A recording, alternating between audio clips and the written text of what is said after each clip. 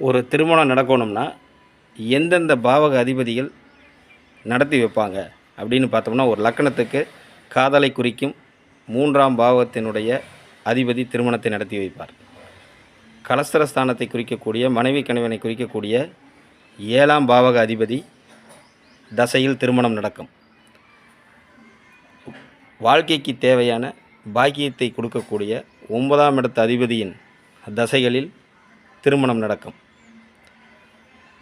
போகத்தை குறிக்கக்கூடிய அதாவது 12ஆம் பாவக அதிபதி போகம் அப்படிங்கிறது திருமணத்துக்கு ரொம்ப முக்கியமான பாவகம்.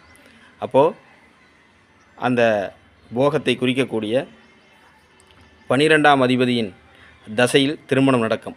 அப்போது லக்கணத்துக்கு 3, 7, 9, 12 இந்த 4 அதிபதிகளின் தசையில் திருமணம்